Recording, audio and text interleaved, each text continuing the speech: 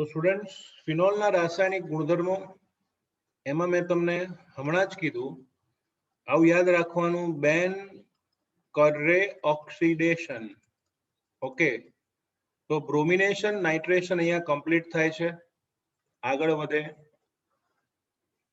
ફિનોલના રાસાયણિક ગુણધર્મોમાં ત્રીજી પ્રક્રિયા છે કોલ-બે પ્રક્રિયા નામ છે એનું કોલ-બે પ્રક્રિયા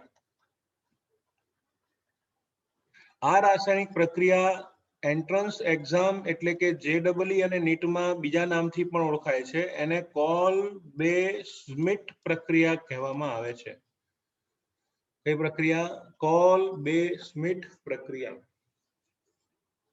okay So let us see Kolbe-Schmidt રાસાયણિક પ્રક્રિયા આ કોલ્બે-સ્મિટ પ્રક્રિયામાં સૌપ્રથમ ફિનોલ એટલે કે બેન્ઝીન પર OH એની આલ્કલી NaOH સાથે રાસાયણિક પ્રક્રિયા થાય તમને ખબર છે ફિનોલ એસિડિક હોય છે એની બેઝ NaOH સાથે પ્રક્રિયા થાય તો તમને યાદ હશે એસિડમાંથી H+ આવે બેઝમાંથી OH- આવે तो आम एसिड बेस प्रक्रिया द्वारा तटस्थीकरण थी पानी छूटू पड़ीने निपज मळे छे सोडियम फिनोक्साइड निपज मळे सोडियम फिनोक्साइड तो आम फिनोल एनु तटस्थीकरण करता निपज तरीके प्राप्त थशे सोडियम फिनोक्साइड ओके एक बीजी अगत्यनी वात कहूं तो हमणां तमने एवुं कीधुं हतुं के इलेक्ट्रॉन अनुरागी विस्थापन प्रक्रिया एनी शरूआतमां ज कीधुं के बेन्जीन करता पण वधु सरळताथी थाय छे फिनोलनी प्रक्रिया बेन्जीन करता पण वधु सरळताथी प्रबळताथी फिनोलनी थाय अने એટલા જ માટે તાપમાન દબાણ નીચું જોઈએ એનાથી પણ ઝડપથી પ્રક્રિયા થાય છે સોડિયમ ફિનોક્સાઇડમાં ओके तो इलेक्ट्रॉन अनुरागी विस्थापन फिनोल करता पण सोडियम फिनोक्साइड नु झड़पी छे तो आ सोडियम फिनोक्साइड मांथी कार्बन डाइऑक्साइड वायु पसार करो CO2 वायु तो आ CO2 O અને Na ની વચ્ચે સેટ થઈ જશે CO2 ક્યાં સેટ થાય O અને Na ની વચ્ચે તો બનશે OCOONA ફરીથી આજે O અને Na છે એની વચ્ચે બાળકો શું સેટ થઈ ગયું OCOONA બરાબર આ જે નિપજ મળી ને એનું નામ થાય ફિનાઇલ વત્તા ઓક્સિજન ફિનોક્સી ફિનાઇલ વત્તા ઓક્સિજન ફિનોક્સી ફિનાઇલ ઓક્સિજન ફિનોક્સી પછી લખવાનું સોડિયમ ફિનોક્સી સોડિયમ એક જ કાર્બનનો એસ્ટર तो એને કહેવાય મિથેનોએટ તો આખું નામ થાય ફિનોક્સી સોડિયમ મિથેનોએટ अथवा बीजू एक नाम है phenoxy sodium formate okay phenoxy sodium methanoate अथवा सोडियम फॉर्मेट तो सोडियम फिनोक्साइड में आ रीते निपज प्राप्त थशे हवे आटली मोटी रचना एक ज कार्बन पर जोड़ाय तो ते अस्थायी बने छे अस्थायी तो थाय शुं एनी पुनः रचना थशे હવે આટલો મોટો અણુ અસ્થાયી થઈ જાય તો એની પુનઃરચના થાય આ લાલ કલરનો COONA સમૂહ ઓર્થો સ્થાનના હાઇડ્રોજનને દૂર કરીને ત્યાં દાખલ થઈ જશે ફરીથી લાલ કલરથી દર્શાવેલો COONA સમૂહ એ ઓર્થોના હાઇડ્રોજનને દૂર કરીને ત્યાં દાખલ થઈ જાય COONA અને છૂટો પડેલો હાઇડ્રોજન O પાસે જાય ऑर्थोनो हाइड्रोजन O पासे जईने शुं बनावशे OH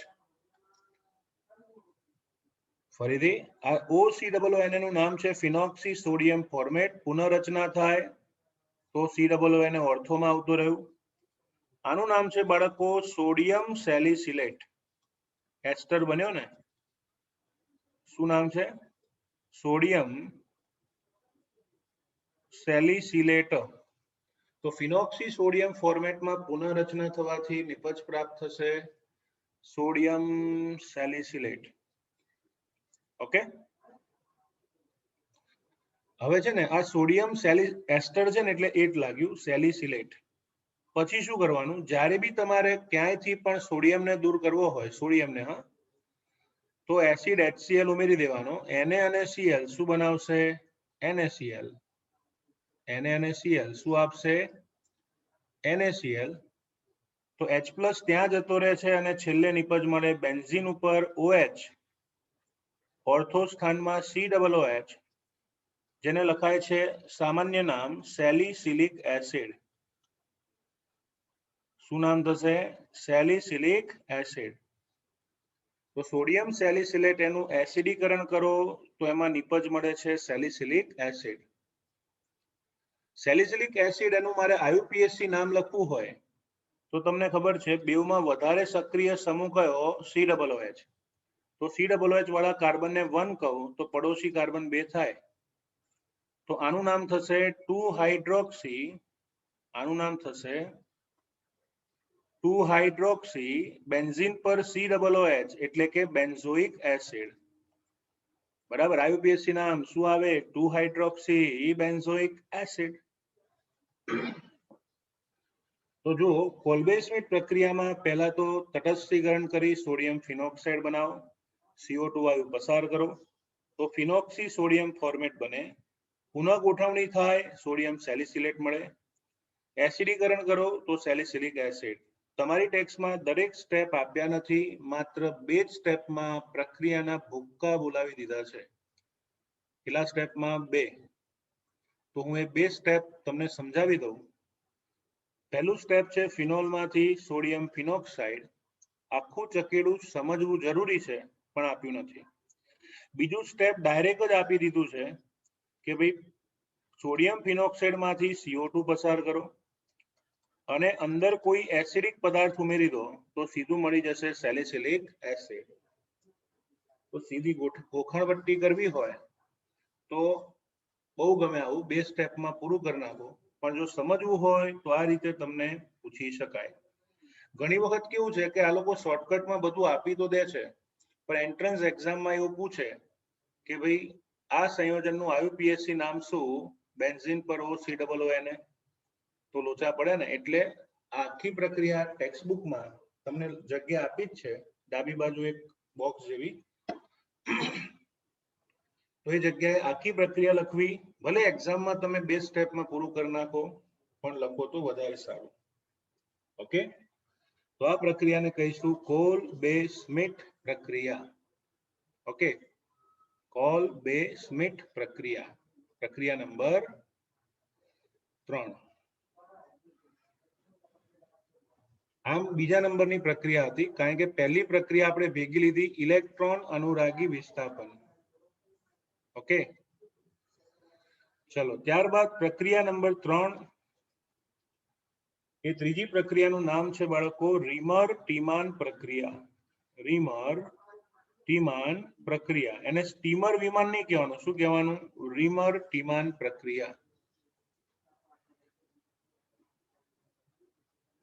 યાદ રાખજો, જ્યારે કોઈ પણ ફિનોલિક સંયોજનમાં નવો આલ્ડીહાઇડ સમૂહ દાખલ કરવો હોય, નવો જ આલ્ડીહાઇડ સમૂહ દાખલ કરવો હોય તો આ પ્રક્રિયાને કહીશું રીમર-ટીમાન પ્રક્રિયા. ઓકે, જ્યારે કોઈ પણ ફિનોલિક સંયોજનમાં નવો જ આલ્ડીહાઇડ સમૂહ બનાવીને ઉમેરવો હોય તો એને કહીશું RT રિએક્શન, એટલે કે રીમર-ટીમાન રિએક્શન. આ રાસાયણિક પ્રક્રિયામાં ફર્સ્ટ ઓફ ઓલ ફિનોલને બેઝિક માધ્યમમાં ક્લોરોફોર્મ સાથે રાસાયણિક પ્રક્રિયા કરાવો. બેઝિક એટલે કે આલ્કલાઇન માધ્યમમાં ક્લોરોફોર્મ સાથે પ્રક્રિયા કરાવો. તમને ખબર છે ફિનોલ કેવો હોય? એસિડિક. NaOH કેવું હોય? Basic. Phenol acidic, NaOH basic, ये तो होना ही था. तो पहला स्टेप में तमने निपज प्राप्त थशे O- Na+ सोडियम फिनोक्साइड. શું મળ્યું? Sodium phenoxide. Na ત્યાં જાય, H અહીંયા આવે, સોડિયમ ફિનોક્સાઇડ. તમને શીખવાડ્યું છે કે ફિનોલ કરતા પણ વધારે સક્રિય છે સોડિયમ ફિનોક્સાઇડ, તો એ શું કરે, ક્લોરોફોર્મ સાથે ઇલેક્ટ્રોન અનુરાગી વિસ્થાપન પ્રક્રિયા કરે. ફિનોલમાં તમને ખબર છે ઓર્થો સ્થાનમાં અહીંયા હાઇડ્રોજન હોય, દરેક કાર્બન ઉપર એક એક હાઇડ્રોજન હોય. થાય શું ખબર છે, ઓર્થોનો હાઇડ્રોજન અને ક્લોરોફોર્મનો ક્લોરીન. ઓર્થોનો હાઇડ્રોજન ક્લોરોનો ક્લોરીન, ક્લોરોફોર્મનો ક્લોરીન આપશે HCl, H અને Cl HCl. આથી ઓર્થો સ્થાનમાં મળશે CHCl2. ઓર્થો સ્થાનમાં શું મળે, ઓકે. સો બાળકો, આ જે ફિનોલ છે, ફિનોલની ક્લોરોફોર્મ અને બેઝિક માધ્યમમાં પ્રક્રિયા થવાથી મધ્યસ્થી નિપજ મળે, જેમાં સોડિયમ ફિનોક્સાઇડના ઓર્થો સ્થાનમાં આવે CHCl2. ત્યારબાદ આ પ્રક્રિયામાં વધુ બેઝિક પદાર્થ ઉમેરો એટલે કે NaOH ઉમેરો તો અહીંયા જો વધારે માત્રામાં NaOH ઉમેર્યું તો હું તમને કહી દઉં, 2 સોડિયમ અત્રે છે અને 2 ક્લોરીન આવેલા છે, તો 2Na2Cl શું આપશે, 2NaCl. અચ્છા, હવે શું થાય ખબર છે, 2 હાઇડ્રોજન અને 1 ઓક્સિજન આપે H2O. આ 2 OH છે ને, એમાંથી H2O છૂટું પડી જાય તો વધવાનું શું, માત્ર 1 ઓક્સિજન વધવાનો ને. 2Na2Cl આપશે 2NaCl, પછી 2 હાઇડ્રોજન અને 1 ઓક્સિજન H2O, તો વધેલો ઓક્સિજન Cl2 નું સ્થાન લેશે. વધેલો ઓક્સિજન કયું સ્થાન લે, Cl2 નું, તો નિપજ મળી જાય ઓર્થો સ્થાનમાં CH ડબલ બોન્ડ O એટલે કે આલ્ડીહાઇડ સમૂહ.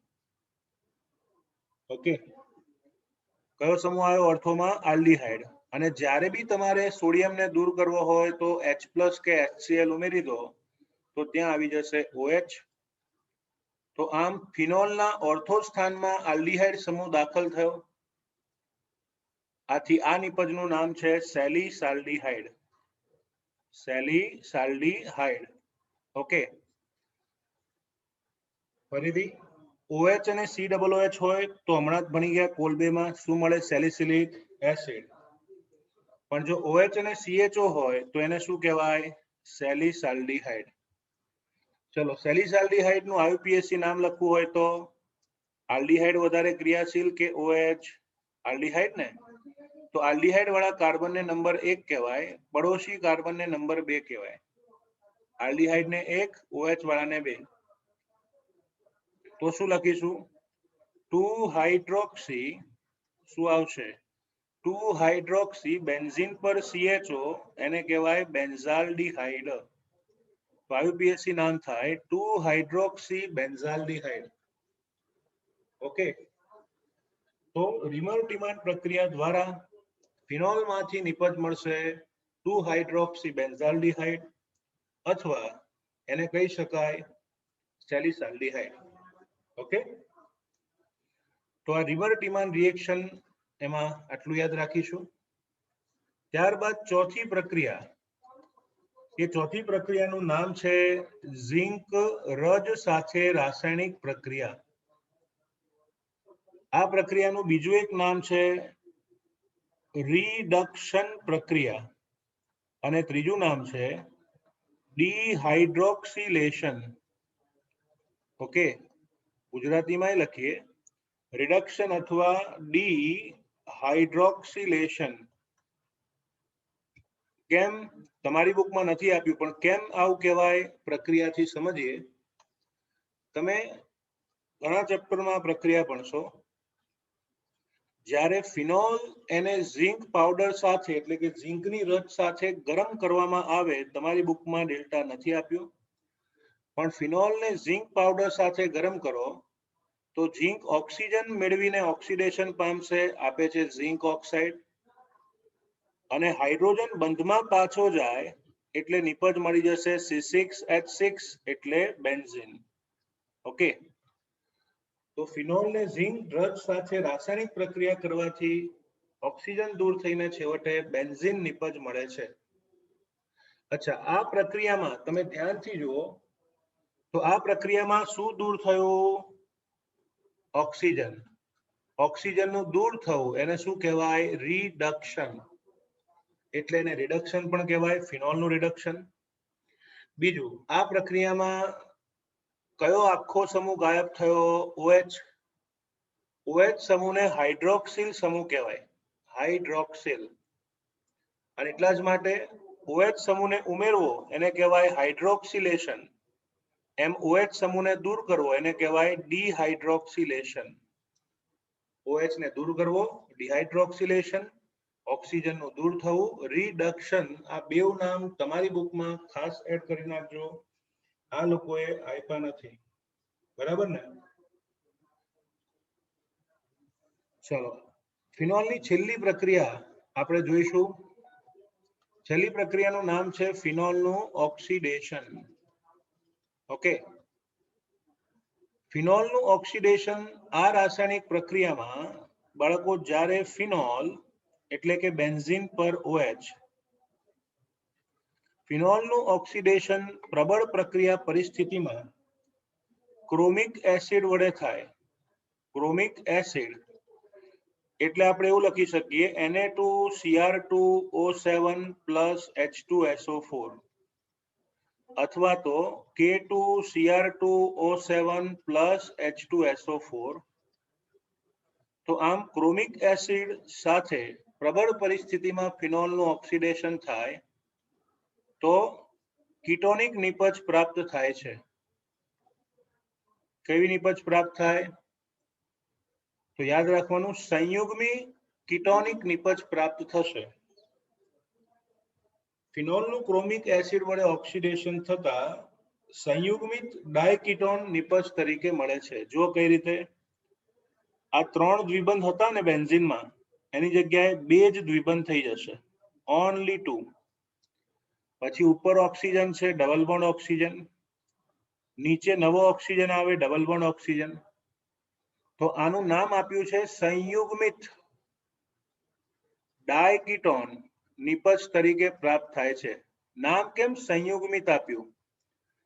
કારણ કે 11 તમે ભણી ગયા છો કે જ્યારે double bond single bond double bond single bond આવી રચના આવે ને તો એને કોન્જ્યુગેટેડ સિસ્ટમ કહેવાય, સંયુગ્મી સિસ્ટમ કહેવામાં આવે છે. અહીંયા બી જુઓ, double bond single bond, double bond single bond, double bond single bond, double bond single bond, double bond. એટલે નામ શું આપ્યું? સંયુગ્મિત. અને 2 કીટોન સમૂહ હોવાથી એને કહેવાય ડાયકીટોન. આ નિપજનું નામ છે બાળકો બેન્ઝોક્વિનોન. શું નામ આવશે? Benzoquinone. Okay, so product should be benzoquinone.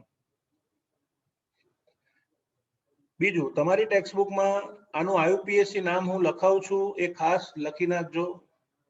પૂછાય તો જોરદાર છે, કામમાં આવશે.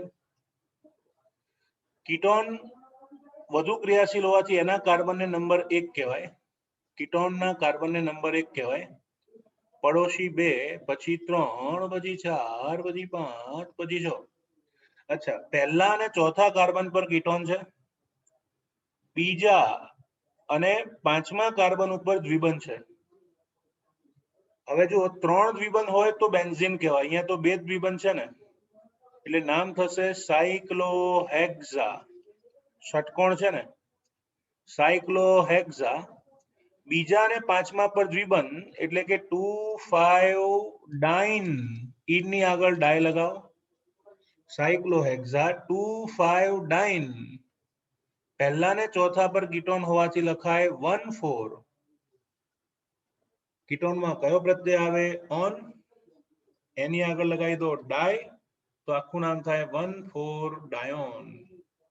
બે હસબન્ડ વાઇફ બે આયા, ડાયોન બી છે અને ડાઇન બી છે.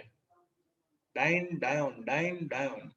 તો ફરીથી આખું નામ બુકમાં પછી એડ કરી દેજો, સાયક્લોહેક્ઝા 2,5-ડાઇન 1,4-ડાયોન. સમજેબલ? Okay, so this is simple oxidation. ઘણી વખત તમે જોતા હશો, કાં તો ધ્યાનમાં આવશે, લેબમાં કેવું હોય, ફિનોલ એને બ્રાઉન કલરની બોટલમાં રાખવામાં આવે છે, બ્રાઉન કલરની બોટલમાં, અને એ પાણી જેવું હોય, રંગવિહીન હોય છે. પણ ધારો કે તમે ફિનોલ લઈને ટેસ્ટ ટ્યુબમાં મૂકી રાખ્યું થોડી વાર, તો હવા એટલે કે ઓક્સિજનની હાજરીમાં ઓક્સિડેશન થઈને એ ઘેરા રંગના ફિનોલમાં ફેરવાઈ જાય છે, બરાબર. શરૂઆતમાં કેવું હોય? રંગવિહીન હોય. કેવું હોય છે? રંગવિહીન શરૂઆતમાં. પણ હવાની હાજરીમાં જો તેને મૂકી રાખો, ઇન પ્રેઝન્સ ઓફ એર એને મૂકી રાખો, તો ખુલ્લી હવામાં તે ઘેરા લાલ રંગમાં ફેરવાઈ જશે. કેમ? કારણ કે ફિનોલનું ઓક્સિડેશન થઈને ડાયકીટોન બની જાય છે. તો ફિનોલને હવામાં ખુલ્લું રાખતા ઓક્સિડેશનથી તે ડાયકીટોનમાં ફેરવાય છે, એટલે એને બંધ પાત્રમાં અને સૂર્યપ્રકાશની સીધી સંપર્કમાં ન આવે એવી રીતે રાખવામાં આવે છે.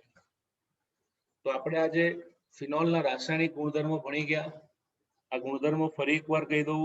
પહેલું હતું બ્રોમિનેશન, નાઇટ્રેશન, બેન. પછી કોલ્બે-સ્મિટ, રિમર-ટીમાન, રિડક્શન અને ઓક્સિડેશન. તો યાદ રાખો, બેન કરે ઓક્સિડેશન, બરાબર. તો આટલું સરસ તૈયાર કરી નાખો. વધુ સોમવારે ભલે લેક્ચર ના હોય, હવેથી આપણો કાલનો દિવસ લેક્ચર નથી રાખતો, પણ સોમવારથી રોજ આપણો 1 કલાક પૂરો લેક્ચર આવશે. ધ્યાનમાં રાખજો, બરાબર. સોમવારનો ટાઈમિંગ શું રાખીશું?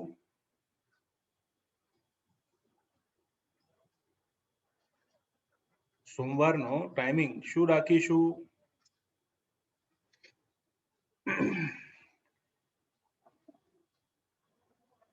એક કામ કરો, આપણે રોજ 4 વાગે લેક્ચર હશે આપણો, બરાબર. તમારો ફિઝિક્સનો લેક્ચર 4 વાગે હોય છે. તમે સાહેબને કહી દેજો કે મારો લેક્ચર 4 વાગે જતો ને પહેલા મારો ટાઈમ, બરાબર. તો તમારે લેક્ચર જો 4 વાગ્યાનો ટાઈમ આવે તો સરને રિક્વેસ્ટ કરજો કે ભાઈ અમારો રેગ્યુલર લેક્ચર હોય છે 4 વાગે કેમેસ્ટ્રીનો, એટલે તમે બીજો કોઈ ટાઈમ સેટ કરો. અને કદાચ ના પોસિબલ હોય તો જોઈ લઈશું, બાકી આ ટાઈમિંગ આપણે ફિક્સ રાખીએ છીએ. ઓકે. અને કાલનો દિવસ એટલે જ બ્રેક રાખું છું, જેટલું આ ચેપ્ટર ચાલ્યું છે વ્યવસ્થિત તૈયાર કરો. છેલ્લું સ્ટેપ, 2 લેક્ચર બાકી રહ્યા છે, એ આપણે મંગળ બુધ સુધીમાં ચેપ્ટર આરામથી પતી જશે. ઓકે.